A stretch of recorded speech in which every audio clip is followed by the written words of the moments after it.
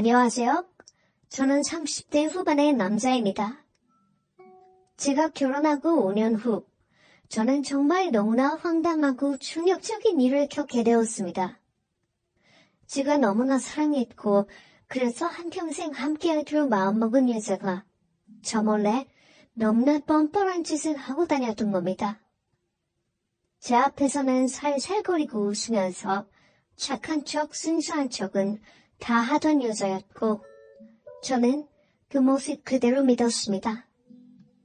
그런데 알고 보니 이 여자가 정말 감당 안 되는 여자더라고요. 그래서 저는 이 여자와 일찌감치 정리하고 제가 받은 만큼 그대로 돌려주었습니다. 저는 이 여자와 만나 결혼할 때까지만 해도 어떠한 일이 생겨도 가정은 지키겠다 생각했습니다. 제가 지금까지 살아오면서 제일 소중한 것이 가정이고 가족이라고 생각했으니까요. 저는 초등학교 때 부모님의 불화를 보면서 자랐고 부모님의 이혼을 겪으며 자란 사람입니다. 부모님의 불화는 제게 큰 아픔이었고 슬픔이었습니다. 제가 잠들어 있는 동안 저는 부모님이 싸우는 소리를 듣고 잠을 깨곤 했습니다. 제가 잠에서 깨어 정신이 들었을 때 엄마는 항상 아버지를 향해서 소리를 지르고 아버지는 이혼 도장 찍자고 하는데 왜 버티고 있냐고 엄마를 나무랐습니다. 왜 이렇게 살아야 돼? 우리는 이렇게 살아봐야 서로 좋을 거 하나도 없어. 서로한테 마음이 떠났고 계속 이렇게 살아봐야 싸우기밖에 더 하겠어? 이쯤에서 각자 헤어져 살자. 당신이 이러니 나 정말 더 이상은 못 살겠어. 그렇겠지. 바람이 났으니 나하고는 더 이상 살고 싶지 않겠지. 나하고 헤어지고 싶겠지. 다른 여자하고 살고 싶어서 그런 거 다 알아. 그래서 나는 이혼 못해. 죽어도 이혼 안 할 거야. 절대 다른 여자한테 못 보내. 그렇게 알아. 내가 아니라고 몇 번을 얘기해. 다른 여자 있는 거 아니라고. 그건 그냥 당신 생각이야. 나 하늘에 맹세코 바람 피운 적 없고 당신한테 이런 소리 들을 짓 한 적 없어. 제발 혼자 이상한 생각하지 말고 혼자 소설 좀 쓰지 마. 입만 떼면 거짓말이지? 내가 가게에서 당신이 다른 여자들하고 히히덕거리면서 놀아나는 걸 봤는데도 거짓말이야? 차라리 귀신을 속여. 도대체 어떻게 해야 내 말을 믿겠어? 제발 그만 좀 하자. 나도 이제 정말 지친다. 그러지 말고 병원에서 치료를 한번 받아보든지. 이제는 나를 미친년 취급하는구나, 어? 내가 증거 잡아내고 말 거야. 내가 가만히 안 둘 거야. 엄마와 아버지의 싸움은 늘 그런 식이었습니다. 결론도 없고 끝도 없는 싸움이었죠. 어떤 날은 조용하고 어떤 날은 엄마 아버지가 싸우는 소리에 잠을 깼습니다. 그리고 여러 달이 지났고 아버지는 더 이상 숨막혀서 못 살겠다며 따로 방을 구해서 나가서 살았습니다. 엄마 아버지의 본격적인 별거가 시작된 것이었죠. 엄마는 아버지를 말렸지만 아버지는 더 이상 참지 않았습니다. 애하고 둘이 살아갈 생활비는 넉넉하게 줄 테니 이제 더 이상 저기를 괴롭히지 말라고 했습니다. 그렇게 저희 부모님은 3년간 결거 생활을 냈고 결국 이혼을 하시더라고요. 엄마 아버지가 이혼하시고 2년 뒤 아버지는 재혼을 하셨는데 그때 엄마가 너무나 억울해하시면서 그것을 바라보며 여자가 있으면서 끝까지 여자가 없는 척했다고 가슴을 치셨습니다. 그때 제가 조금 철이라도 들었으면 엄마를 달래주었을 텐데 제가 그때 중학생이라 저도 철이 없어서 엄마가 그러시면 방문 닫고 들어가서 음악을 크게 쳐버렸습니다. 엄마가 하는 말 듣기 싫다는 표현을 그렇게 했던 거죠.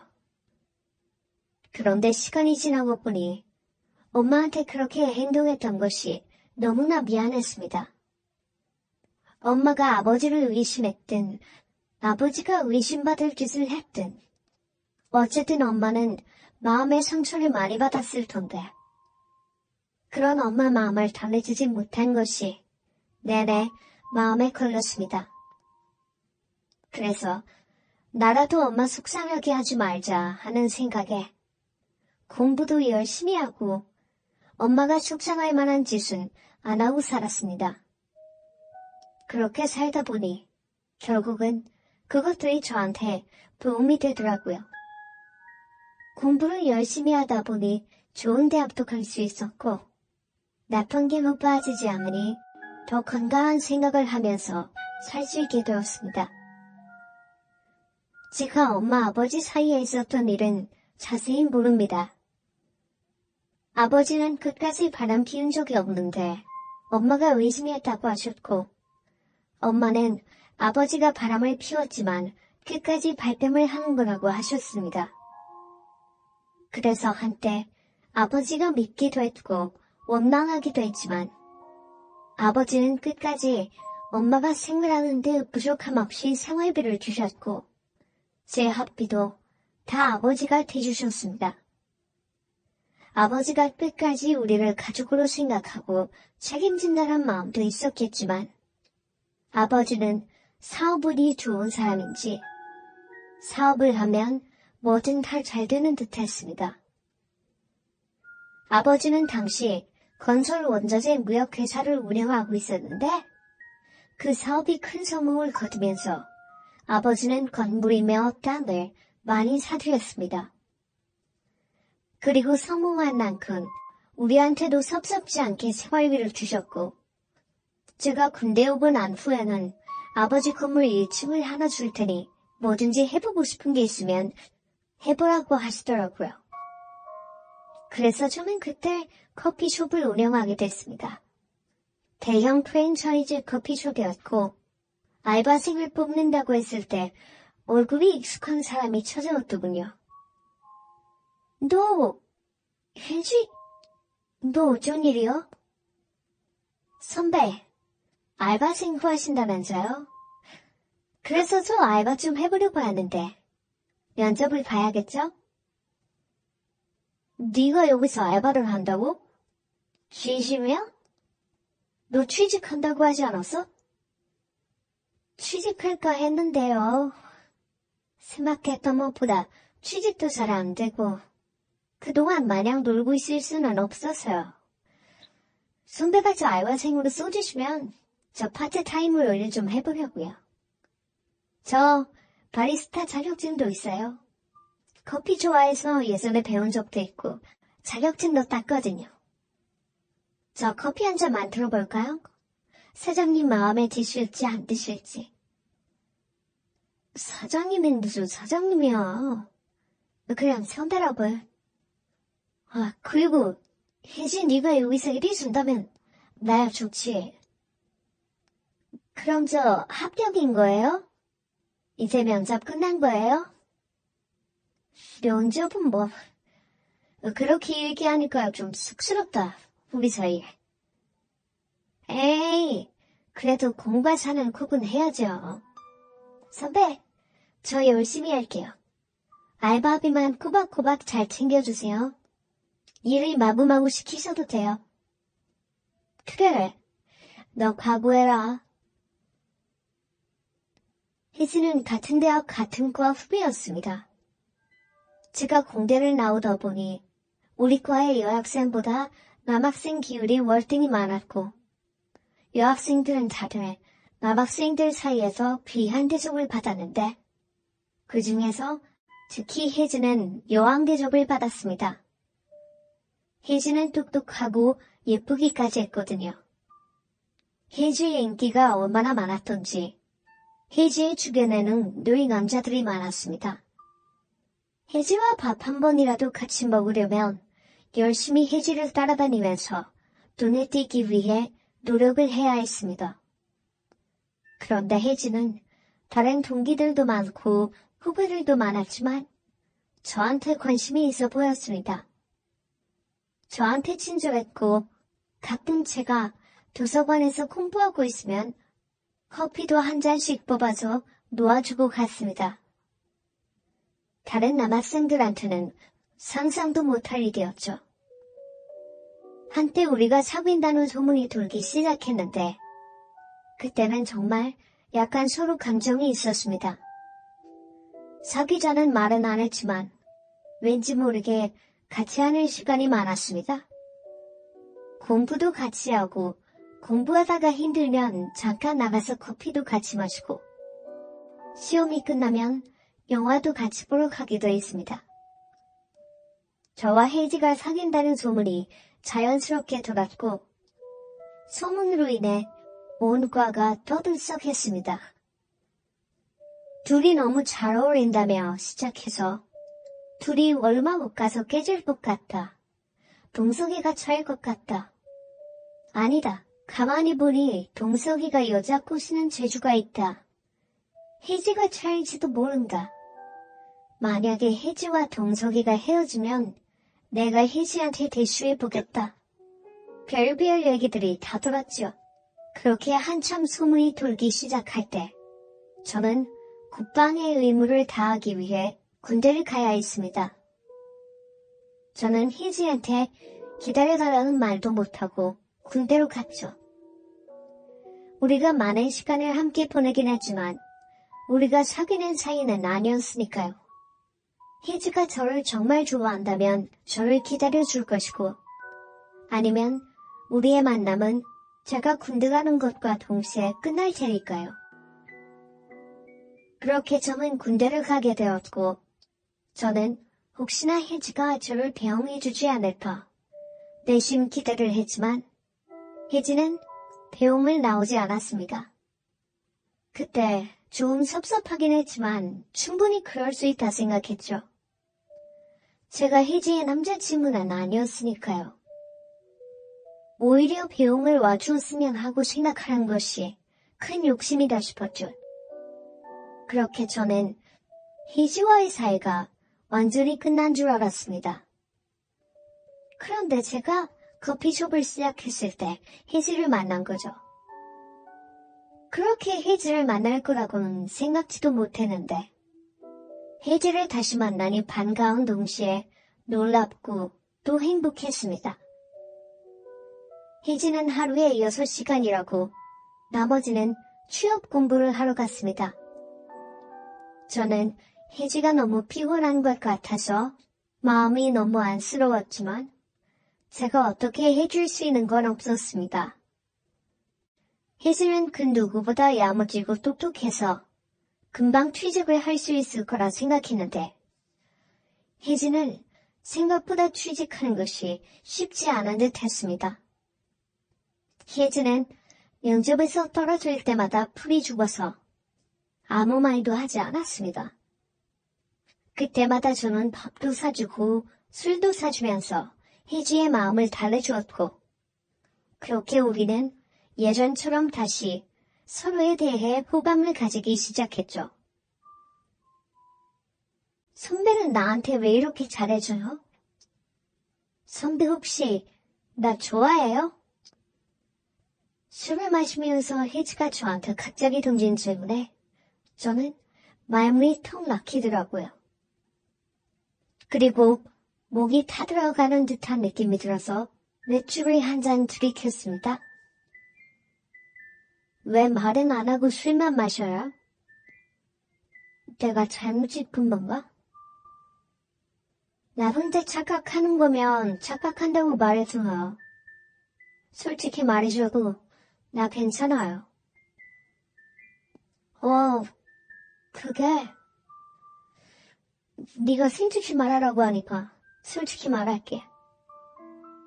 나 오래전부터 계속 너 좋아했었어. 그런데 바보처럼 용기가 없어서 말을 못했을 뿐이야. 나 솔직히 내가 군대 갈 때 네가 나 배웅해줄 거라 생각했어.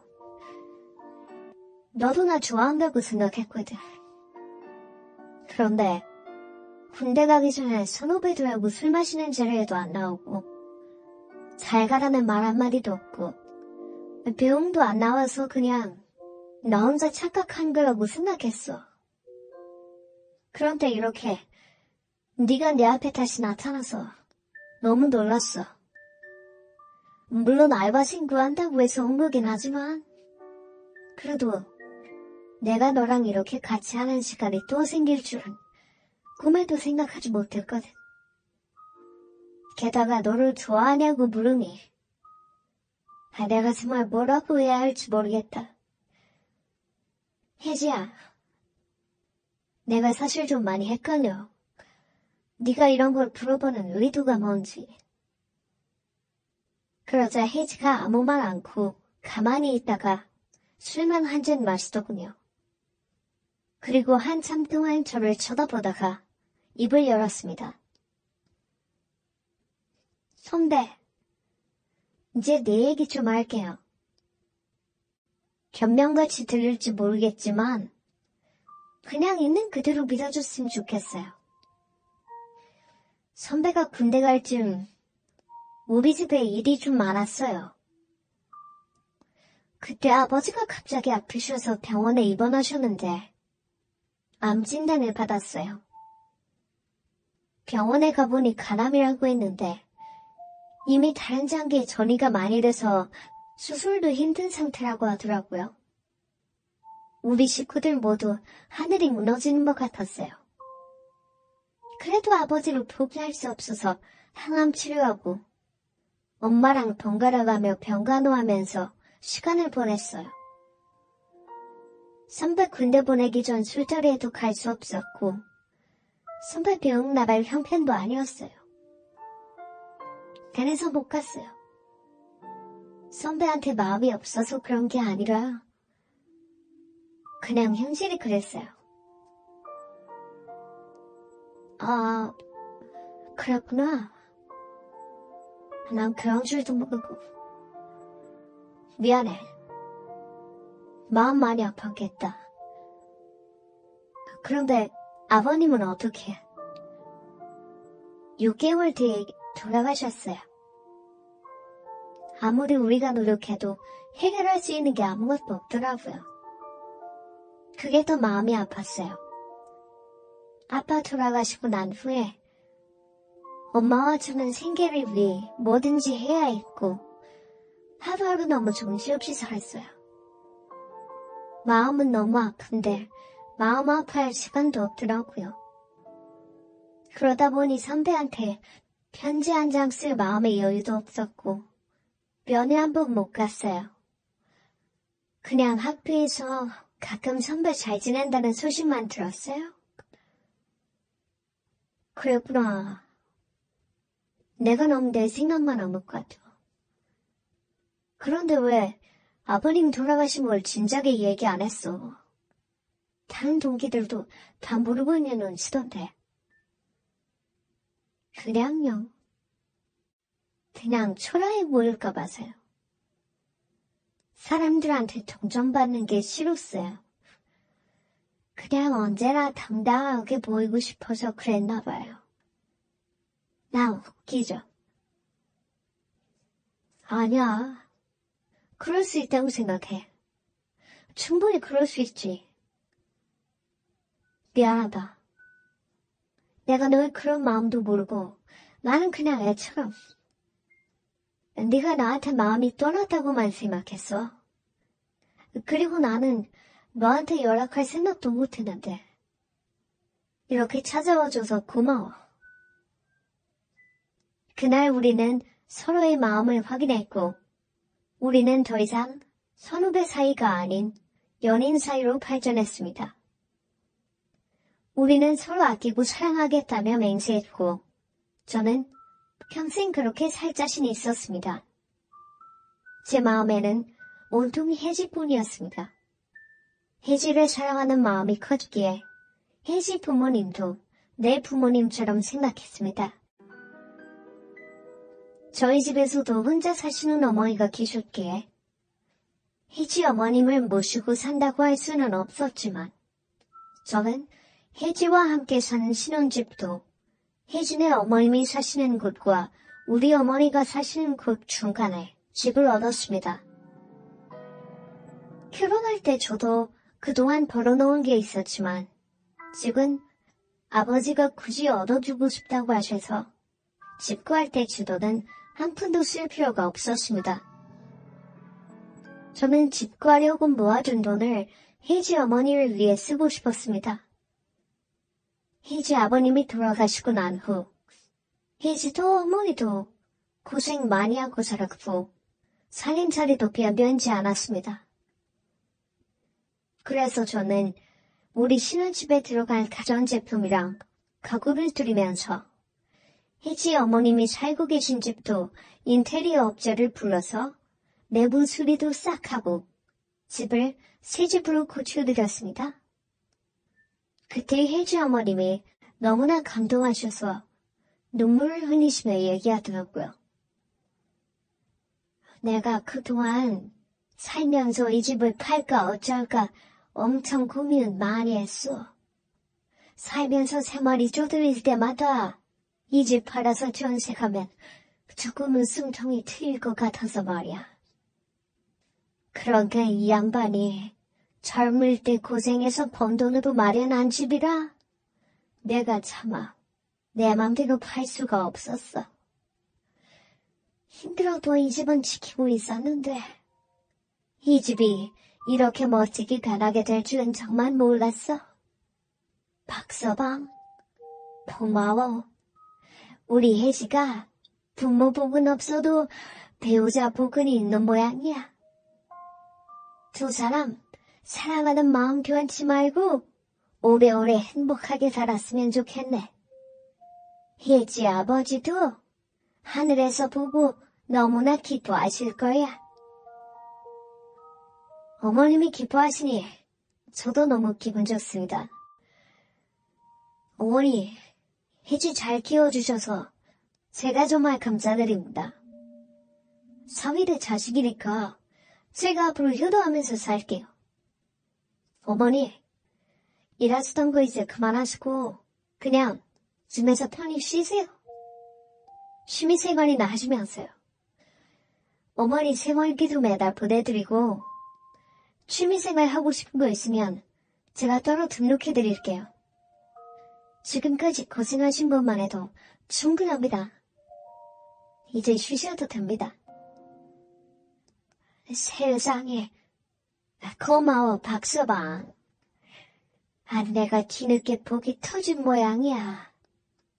그런데 내가 어떻게 자기한테 손을 벌리겠어? 나는 걱정 안 해도 되니 두 사람만 잘 살면 돼. 나까지 짐이 되고 싶지는 않네. 제가 일을 쉬시라고 해도 혜지 어머니는 사무실 청소하는 일을 쉬지 않으셨습니다.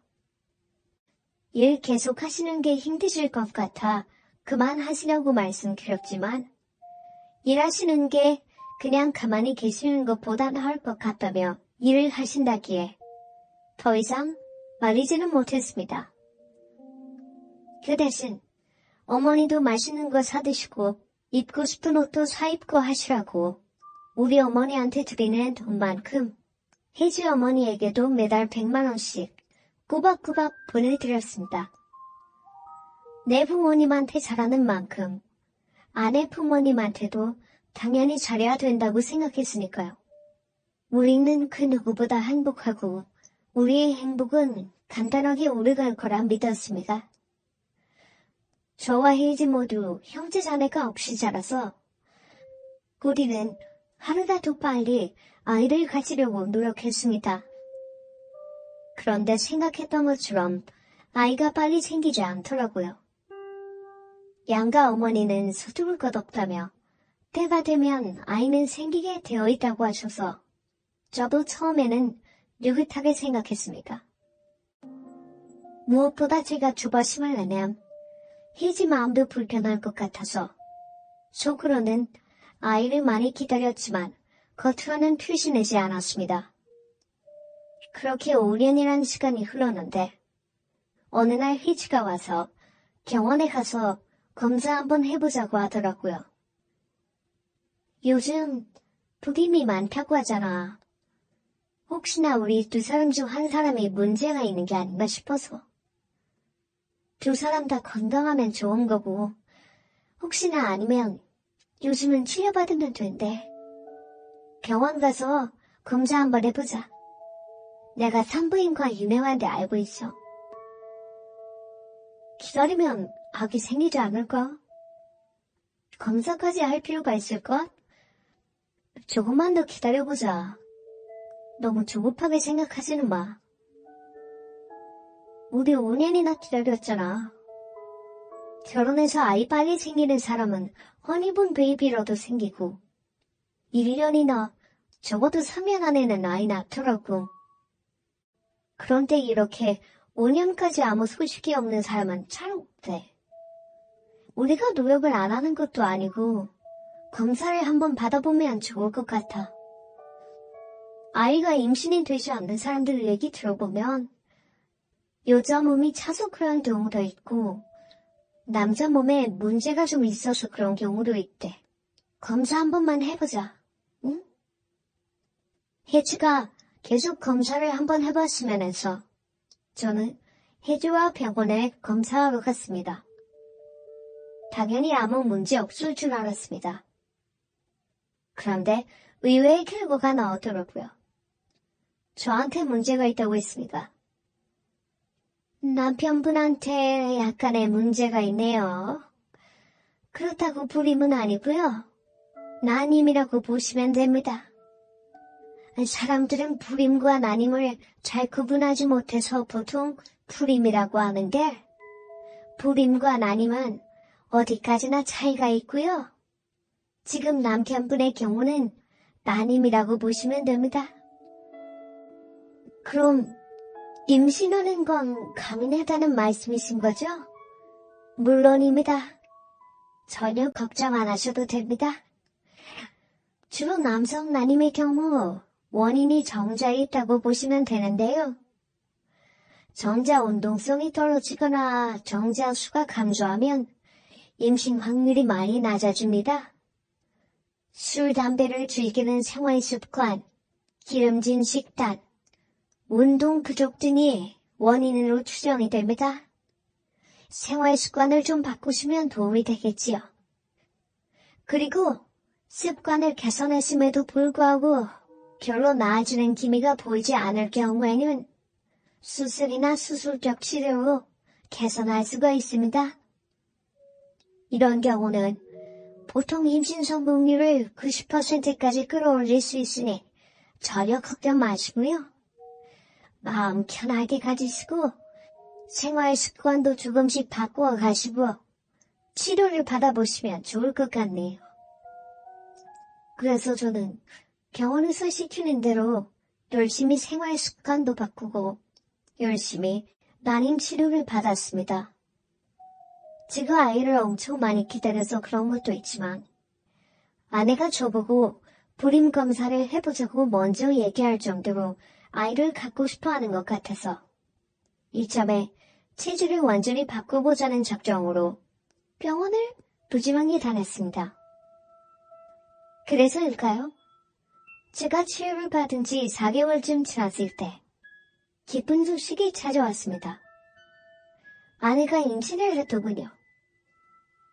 제가 일을 마치고 집에 들어가자마자 혜지는 저를 와락 끌어안고 축하한다고 하더군요. 축하한다잉? 오늘 혹시 내 생일이야? 아닌다. 내 생일은 겨울인데? 내가 축하받을 일이 뭘까? 자기야, 너무너무 축하해. 세상에서 가장 기쁜 일. 자기 아빠 됐어. 뭐? 아빠? 내가? 당신 임신했어? 당신 아기 가진 거야? 나 엄마 됐어. 당신은 아빠 됐고, 나 임신 8주년. 고맙습니다. 감사합니다. 임신 8주. 나 아이가 띠가 너무 힘든 몸이라고 했는데 이렇게 아이가 생기다니. 나 정말 기뻐서 눈물이 날 것 같아. 치료받으면서도 혹시나 끝까지 아이를 가지지 못하면 어떡하나 걱정했었어. 그런데 이렇게 빨리 아이가 생기다니. 다 당신 덕분이야. 당신이 병원에 가자고 안 했으면 나는 아무것도 모르고 마냥 애를 기다리기만 했을 거야. 여보, 고마워. 너무너무 사랑해. 그날 저는 세상을 다 얻은 것 같았습니다. 아이를 얻는 기쁨이 뭔지, 아버지가 된다는 벅찬 감정이 무엇인지 알겠더라고요. 저는 혜지가 임신했다는 소식을 듣자마자 양가 어머니들한테 바로 전화를 돌렸고, 양가 어머니들도 너무 좋아하시면서 축하해 주셨습니다. 그리고 특히 저희 어머니는 그동안 은근히 마음을 졸이고 계셨는지 그제야 속에 담아둔 얘기를 하시더라고요. 오랫동안 아이가 생기지 않아서 걱정했어. 안 그래도 병원에 한번 가보라고 진작에 얘기하고 싶었는데 너희가 알아서 병원도 가고 치료도 받길래 이제야 아이가 생기려나 은근히 기대하고 있었어. 그런데 이렇게 좋은 소식을 안겨주다니 내가 얼마나 기쁜지 모른다. 네가 어릴 때부터 네 아버지하고 나하고 안 좋은 모습만 보여준 것 같아서 너한테 항상 미안했는데 못난 부모 밑에서도 몸도 마음도 건강하게 자라주어서 너무 고맙다. 이제 너한테도 아이가 생기고 하니 내가 더 이상 걱정거리가 없다. 부디 네 아내한테 잘하고 네 아내가 세상에서 최고라고 생각하고 살아. 부부끼리만 마음이 변하지 않고 살아가면 세상 부러울 게 없는 거야. 가와 만사성이라는 말도 있잖아. 남자가 여자한테 잘해야 돼. 무슨 말인지 알지? 네, 알아요. 제가 더 잘할게요. 부끄럽지 않은 아버지, 부끄럽지 않은 가장이 되겠습니다. 저는 그동안 게을리 살지 않았지만 앞으로는 더 부지런히 살아야겠다는 생각이 들었습니다. 이제 제가 책임져야 할 식구가 한 명 더 늘게 된 것이니까요. 저는 아이에게 부끄럽지 않은 아버지가 되고 싶었고, 제가 어릴 때 봤던 부모님처럼 화목하지 않은 모습도 보여주고 싶지 않았습니다. 우리 아이에게는 좋은 모습만 보여주고 모범이 되는 행동만 보여줘야지 생각했죠. 친구들한테 혜지가 임신했다는 얘기를 하니 임신했을 때 잘해주라고 하더라고요. 임신했을 때 서운하면 평생 간다고. 그러면 평생 바가지 긁히는 수 있다고요. 그래서 저는 혜지한테 임신한 기념으로 선물해주고 싶다고, 뭐가 하고 싶고 뭐가 갖고 싶은지 얘기해보라고 했죠. 그랬더니 혜지는 처음에는 아무것도 갖고 싶은 것도 없고 지금 가진 것만으로도 충분하다고 하더니 나중에는 돈을 좀 주면 좋겠다고 하더라고요. 돈 주면 나중에 사고 싶은 것들 좀 사겠다고요. 그래서 저는 그렇게 하라고 돈 200만 원을 통장에 넣어주었습니다. 아이는 뱃속에서 아주 건강하게 잘 자라고 있었습니다. 혜지 배는 조금씩 불어오기 시작했고 얼마 후 아이 심장 뛰는 소리도 들을 수 있다고 했습니다. 저는 하루하루 행복했고 빨리 아이가 태어나기만을 기다렸습니다. 모든 것에 감사했죠. 혜지가 우리 커피숍에 찾아와준 것도 감사했고 우리가 부부가 된 것도 감사했고 그리고 저를 잘 치료해준 의사 선생님도 너무 감사했습니다. 그렇게 능력 있는 의사를 만나지 못했으면 제 팔자에 어쩜 아이는 없었을지도 모를 일이니까요. 저는 의사 선생님에게 어떻게든 이 마음을 보답하고 싶었습니다.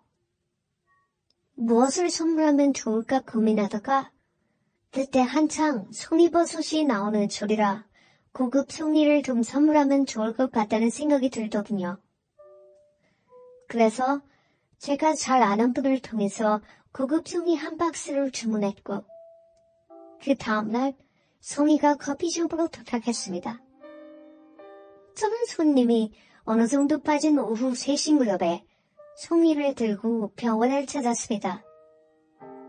지하에 차를 주차하고 엘리베이터에 올라탔고 엘리베이터의 문이 닫히려는 찰나 맞은편 엘리베이터에서 아내가 내리더군요. 여보, 혜지야! 제가 불렀지만 혜지는 제 소리를 못 들은 듯 했습니다.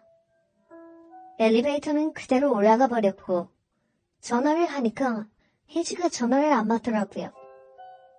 저는 3층의 엘리베이터를 멈추어서 계단을 이용해 지하주차장으로 내려갔고 지하주차장에 도착하자 혜지가 어떤 남자 팔짱을 꼭 끼고 문 밖으로 나서고 있었습니다. 저는 순간 그 사람이 혜지가 아니라고 착각이 들 정도였습니다. 혜지가 다른 남자의 팔짱을 끼고 갈 리가 없었으니까요.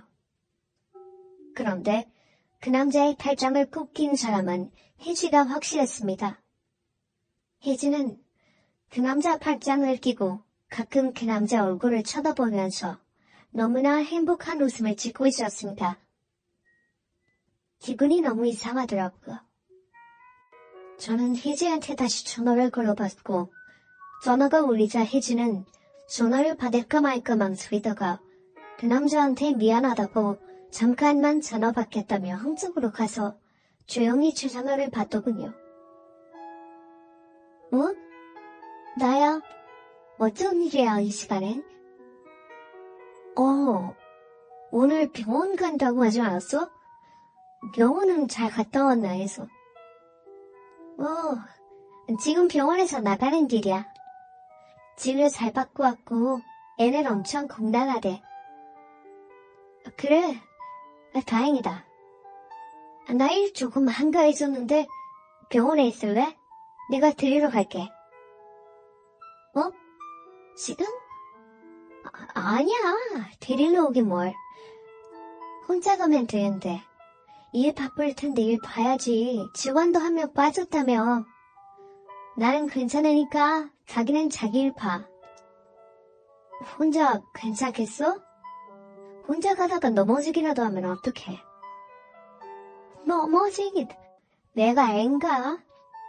그리고 병원에 혼자 오는 거 하루 이틀도 아니고 괜찮아. 나 신경 쓰지 말고 일해. 나 백화점에서 아기 옷 좀 몇 개 사고 친구랑 밥 먹고 좀 늦게 들어갈 거야. 그러니까 혹시나 좀 늦더라도 걱정하지 마. 그래. 그럼 나중에 봐. 혜지는 제 전화를 끊더니 다시 웃으면서 그 남자에게 다가갔습니다. 그 남자가 누구냐고 묻더군요. 그랬더니 혜지는 친정엄마 병원에 잘 갔냐고 하면서 엉뚱한 소리를 했습니다. 혜지는 저와 그 남자에게 모두 거짓말을 하고 있었습니다. 저한테는 병원에 혼자 왔다고 했고 그 남자에게는 남편인 저를 친정엄마라고 둘러대고 있었습니다. 그리고는 그 남자에게 찰싹 달라붙어 생전 처음 보는 낯선 차를 타고 혜지는 그 자리를 떠났습니다. 뭔가 기분이 이상하다는 생각이 들더군요. 저는 제 차를 타고 그 차를 바짝 뒤쫓았고 그 차는 한 아파트로 들어갔습니다. 그 아파트 주차장은 입주민 카드를 찍어야 주차바가 열리는 것이었습니다. 저는 그곳에 들어갈 수가 없어서 차를 밖에 세워두고 걸어서 주차장으로 들어갔습니다. 그리고 두 사람이 엘리베이터를 타길 기다렸다가 몇 층에서 내려간지 지켜보았죠. 그 두 사람은 12층에서 내렸고 저는 다른 사람이 나올 때까지 기다렸다가 공동 현관문이 열렸을 때 그때 안으로 들어갔습니다. 그리고 12층에 도착했죠. 12층에 도착하니 대문이 딱 두 개가 있더군요. 그렇다면 둘 중 하나인데 엘리베이터 왼쪽 집에서는 아이 목소리가 들리는 걸 보니 그 집은 아니라는 판단이 들었습니다. 그래서 나머지 한 집을 쳐들어가 보기로 하고 초인종을 눌렀습니다. 잠시 후 혜지와 팔짱 끼고 갔던 남자가 문을 열었고 저는 문이 열리자 무작정 집 안으로 들어갔습니다. 당신 뭐야? 뭐 하는 사람이야? 그 남자는 제 팔을 잡고 저를 막아섰습니다. 저는 그 남자를 뿌리치고 방으로 들어갔습니다. 밤에는 혜지가 그 사람 침대에 누워서 왜 그래? 무슨 일이야? 하고 묻다가 저를 보고 그냥 멍하니 앉아있더군요. 당신 뭐야? 누군데 남의 집에 함부로 들어오고 난리야? 이거 범죄야. 콩밥 먹고 싶어? 너야말로 무슨 짓이야? 너희 지금 뭐 하는 거지? 너희들은 무슨 사이야? 제가 그 남자를 똑바로 쳐다보고 묻자 그 남자는 아차 싶은 모양이더군요. 그제야 제가 누군지 눈치를 챈 모양이었습니다. 여긴 어떻게... 에이, 혜지야. 어떻게 된 거야? 나도 몰라. 두 사람은 아주 난감한 표정으로 쳐다보고 있었고 저는 둘이 어떻게 된 건지 무슨 사이인지 캐물었습니다. 그러자 혜지는 아무것도 아니라고 그냥 아는 사이인데 잠깐 차 한잔 마시러 온 거라고 하더군요. 야, 정말 이상한 사람들이네. 너는 아는 남자면 다 팔짱 끼고 그 남자 집에 드나들어? 그리고 커피 마시는데 너는 침대에 누워서 마셔? 말이 되는 소리를 해? 어떤 여자가 그냥 아는 남자 집에 놀러와서 그 남자 침대에 눕냐고? 미치지 않고서야 누가 그러냐고? 제가 미친 듯이 소리를 지르자 혜지는 진정하라며 나랑 따로 얘기하자고 저를 들여나가려고 하더군요. 저는 끝까지 버티고 나가지 않았고 옆에서 가만히 듣고 있던 그 남자는 이왕 이렇게 된 거 솔직하게 얘기하자고 하더군요. 미쳤어? 뭘 솔직하게 얘기해. 내가 알아서 할 거니까 제발 입 다물고 있어. 언제까지 입 다물고 있어야 되는데? 우리가 언제까지 이렇게 도둑년을 해야 되는데? 그래도 내 아이잖아. 언젠가 이혼할 거 그냥 얘기해. 이 아이 네 남편 아이 아니라고. 네 남편 애도 못 낳는 불임이라며? 제발 입 다물라고. 내가 알아서 한다 그랬지. 내가 때를 기다리라고 했잖아. 왜 그렇게 생각 없이 굴어? 지금 다 불어버리면 어떡할 건데? 지금 이렇게 들키면 소송당해서 위자료밖에 더 물어? 제발 내가 그 입 좀 다물라고. 내가 알아서 처리할 때까지만 기다리라고 몇 번을 얘기했어. 저는 하도 기가 막혀서 그 둘이 하고 있는 짓을 바라보고 있었고 둘은 저를 상에 두고 소리를 지르고 싸움을 하더라고요.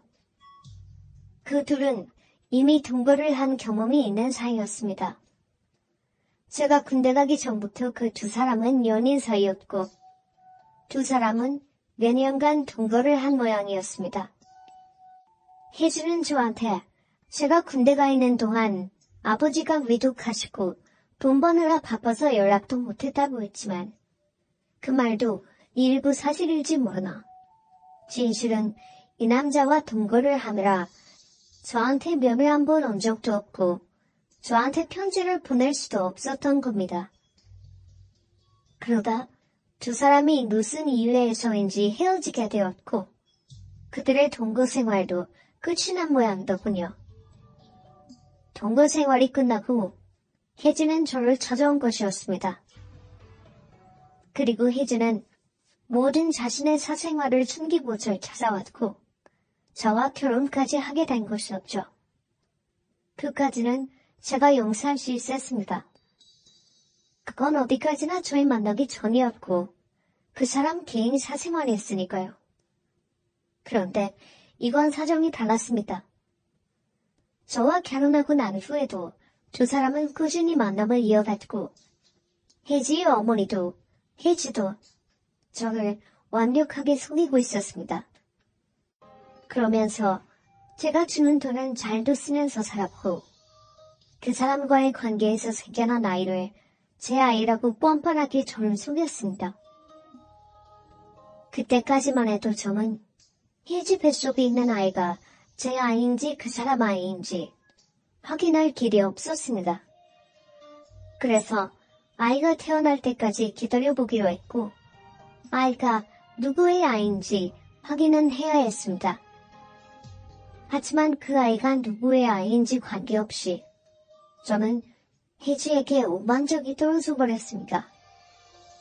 저를 감쪽같이 속였다는 것이 저는 너무 화가 났고 혜지가 꼴도 보기 싫을 정도로 수가 떨렸습니다. 그리고 아이가 태어난 후 모든 것이 명확해졌죠. 그 남자의 말대로 그 아이는 제 아이가 아니었습니다. 둘은 아이까지 가질 생각은 아니었고 그냥 계속 만남만 유지할 생각이었던 모양이더라고요. 그런데 애가 덜컥 생기고 보니 그들도 당황했던 겁니다. 그러다 둘이 합의를 봤던 모양이더군요. 애를 낳을 때까지 기다리자. 그리고 이혼할 만한 적당한 시기를 기다리자. 그리고 유자료를 받고 아이 양육비를 받아내면서 살자.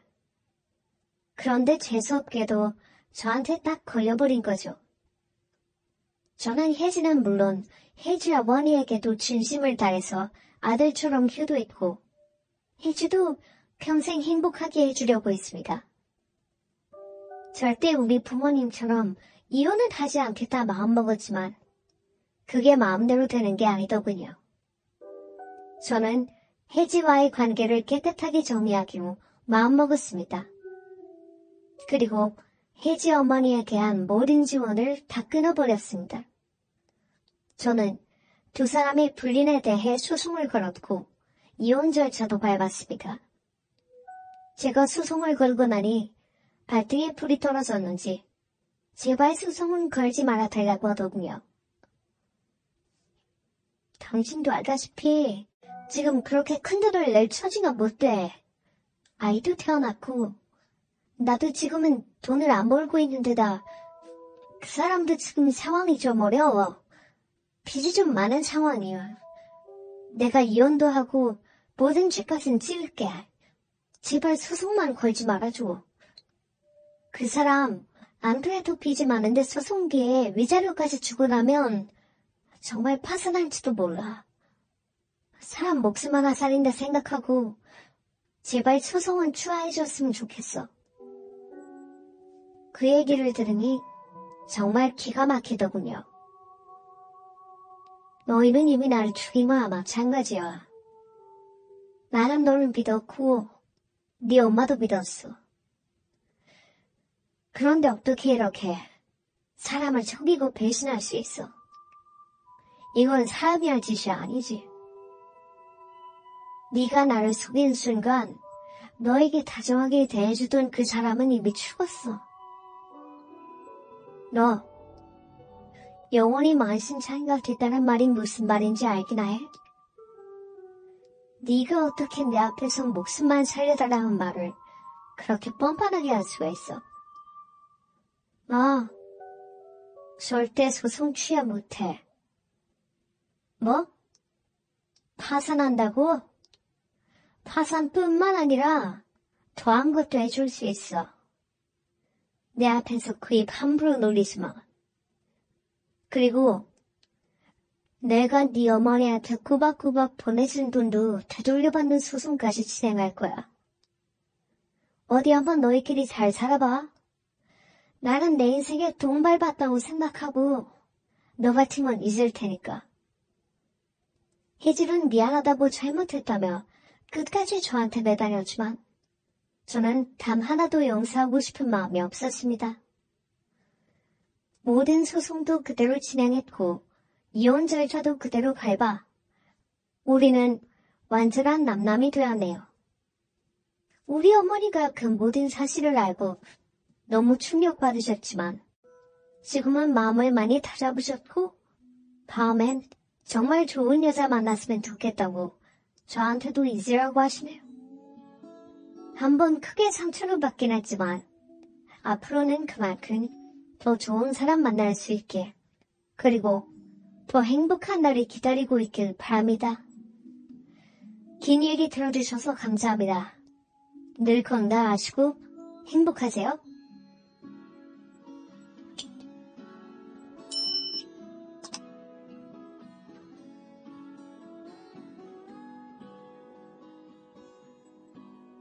안녕하세요. 중년사랑 발전소입니다. 교인이나 종교에 몸담고 계시는 분들은 속세에서 벗어나 건강한 정신과 육신을 가지고 계시지만 저희는 속세에 머물러 있기 때문에 이것은 중요합니다. 건강한 성생활은 삶의 활력을 불어넣어주고 건강과 젊음을 유지하는 데 도움을 줍니다.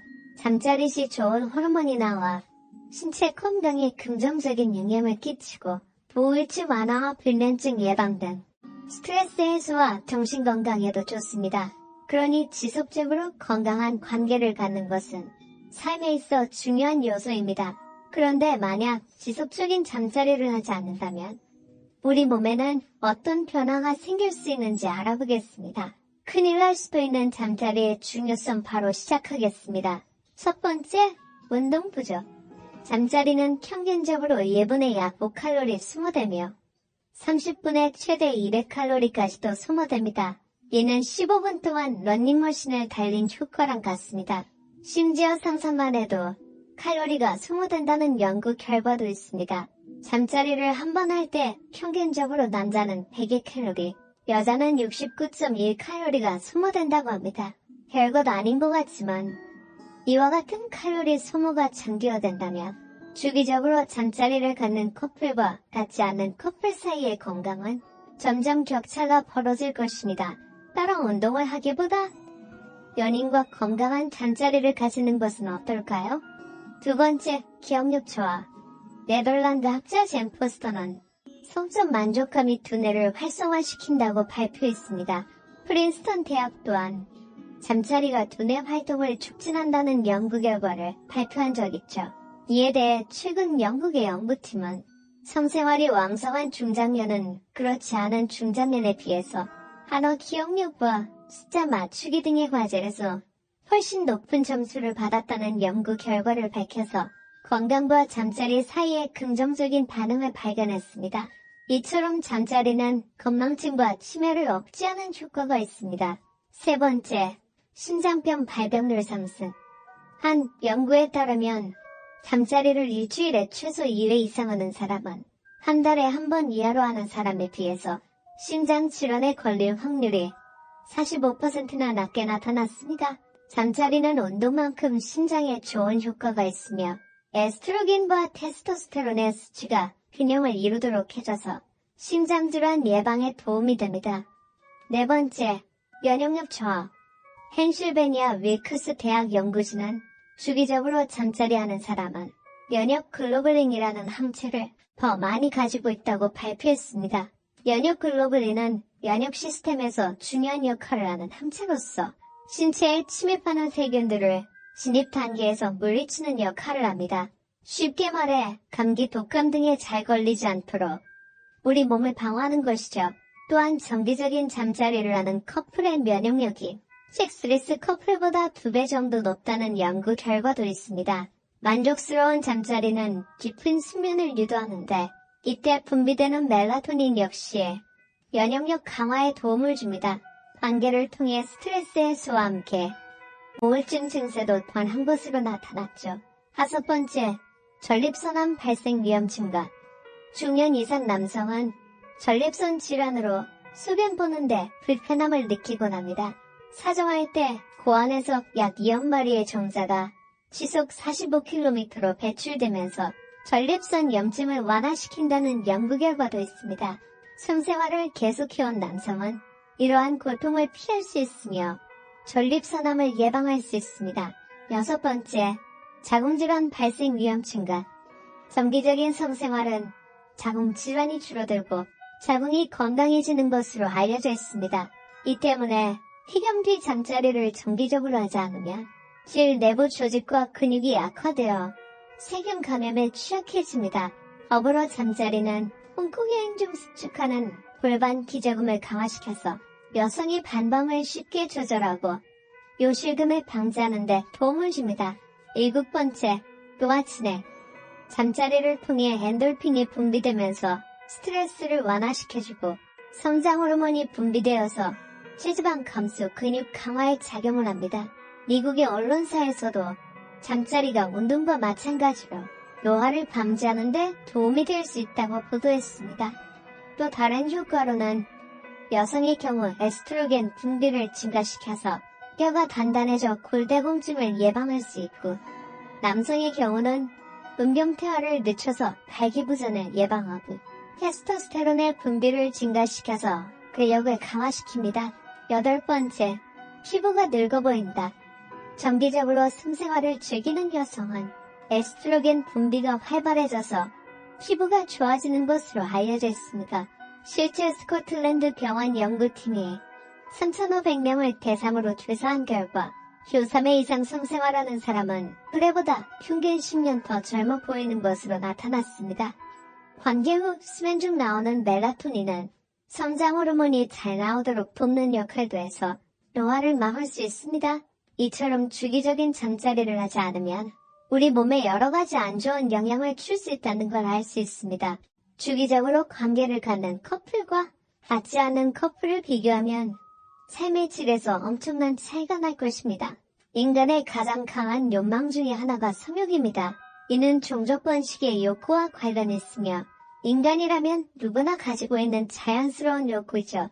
이런 욕구를 해소하고자 하는 행동은 자연스러운 것입니다.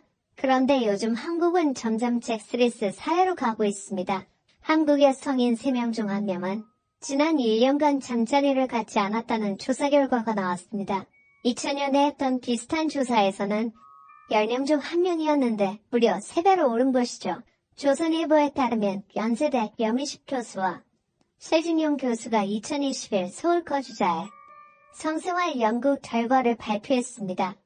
연구팀은 2021년 1월부터 5월까지 서울 지역의 만 19세 이상 성인남녀 2182명을 대상으로 온라인 설문조사를 했는데, 염희식 교수는 잠자리를 논의하는 것 자체를 싫어하는 사람들이 많았는데 이번 조사의 응답률이 50%가 넘는 것을 보고 놀랐다며 한국에서도 성에 대해 감추지 않고 솔직하게 응답하는 분위기가 생긴 것 같다고 했습니다.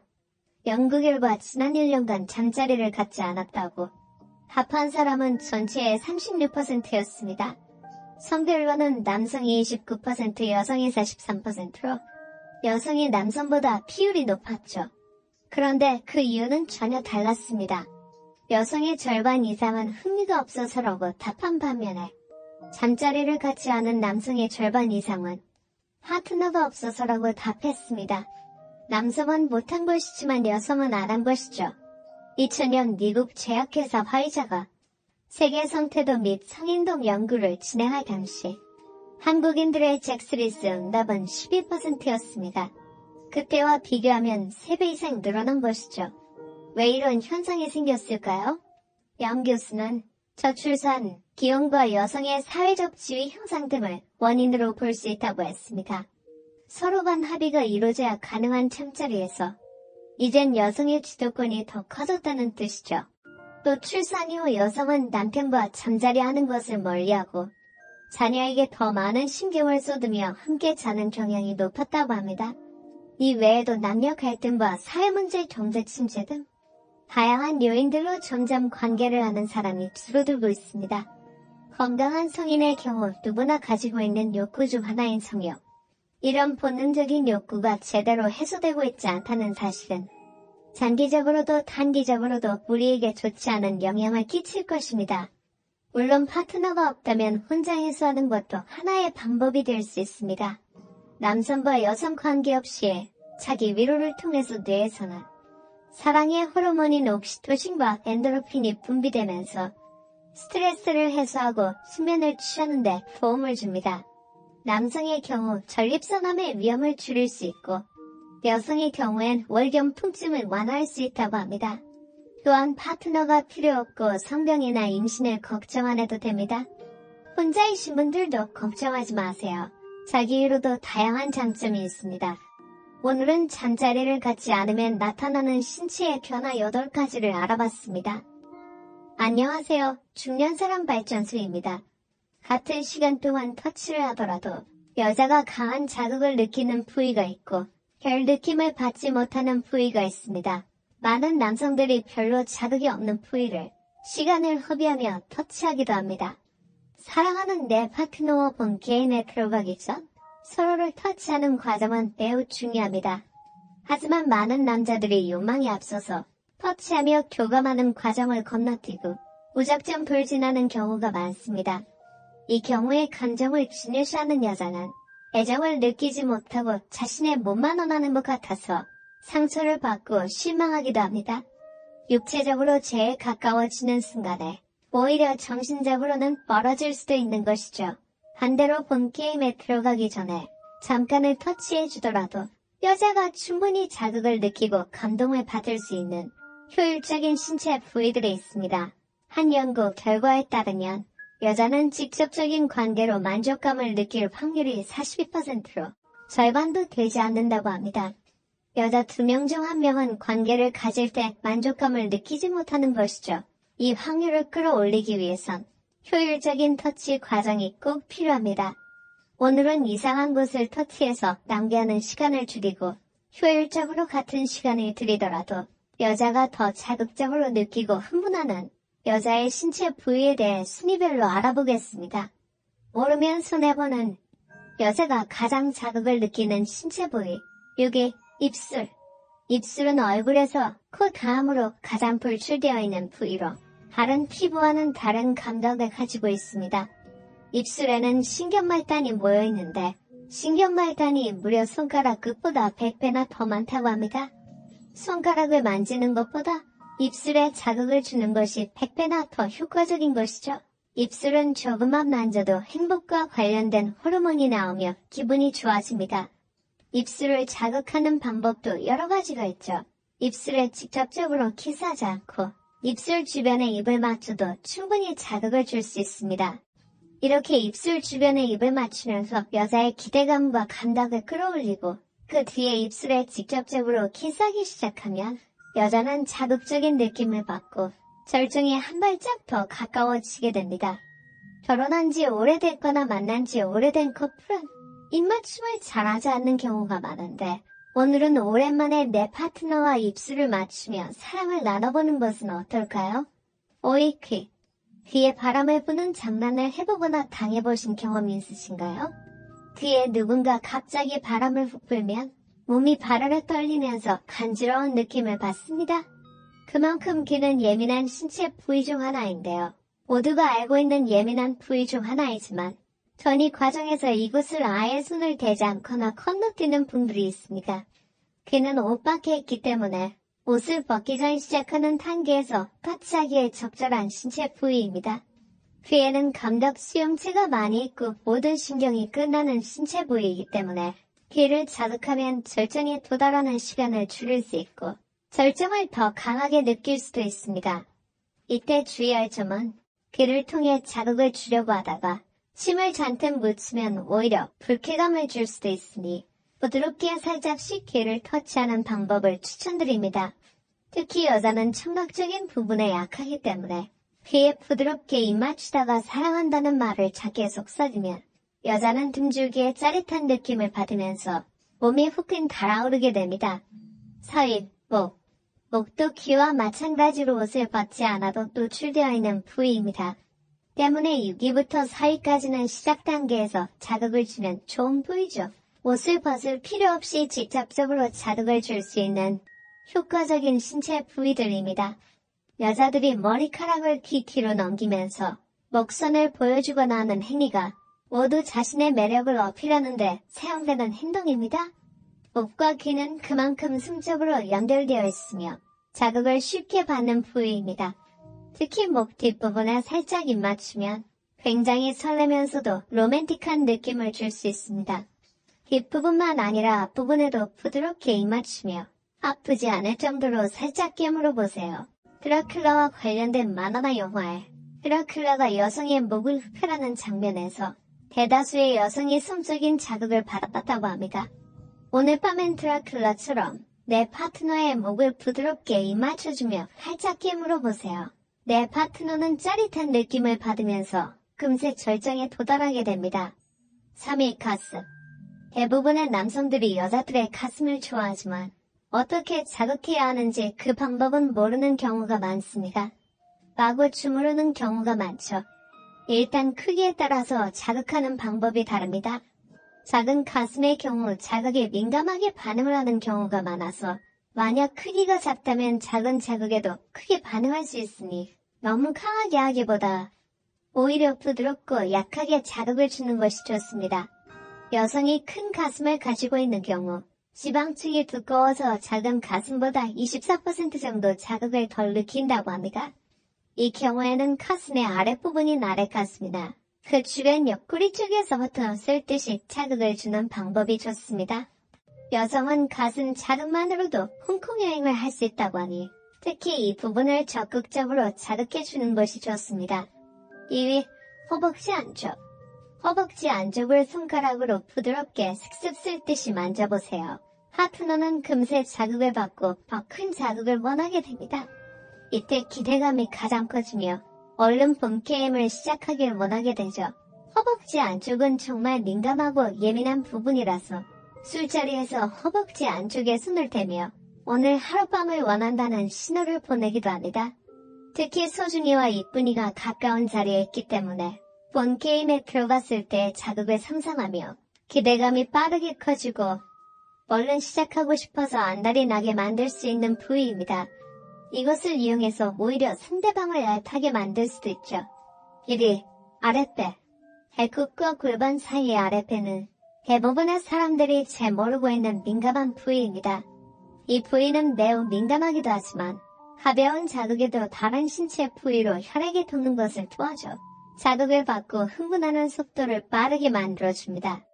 아랫배를 손으로 부드럽게 살짝 눌러보세요. 이렇게 손으로 살짝 누르게 된다면 소변이 마려운 듯한 느낌이 들면서 엄청난 자극을 받게 됩니다. 0위, 여자의 그곳. 1위 아랫배에서 끝내기엔 놓친 부위가 하나 있는 것 같죠? 당연히 여성이 가장 큰 만족감을 느끼고 흥분을 받는 곳은 여자의 예쁜이입니다. 그 중에서도 여자의 예쁜이 윗부분에 있는 조그마한 콩알은 남자의 소중이와 비슷한 느낌을 줄 수 있다고 합니다. 이 부위는 오로지 성적인 쾌감만을 위해 존재하며 다른 기능은 없습니다. 쾌감만을 위해 존재하는 기관인 것이죠. 임신 8주차 전에 성별이 정해지지 않았을 때는 하나의 기관으로 있다가 8주차 후에 성별이 나눠지면서 여자는 콩알의 모습으로 남자는 소중이의 모습으로 변하게 됩니다.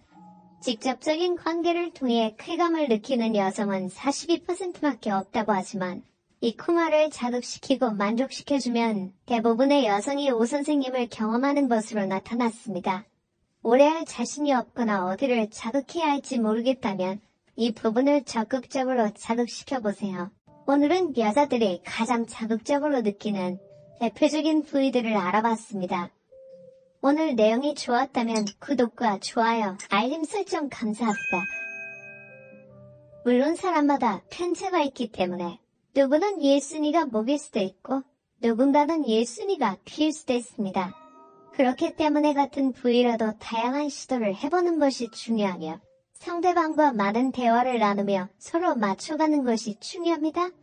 남녀가 서로 만족스러운 잠자리를 하기 위해선 한쪽만 만족하고 끝나는 것이 아닌 서로가 즐거운 시간을 보내야지 의미 있고 서로 행복한 시간을 보내는 것입니다.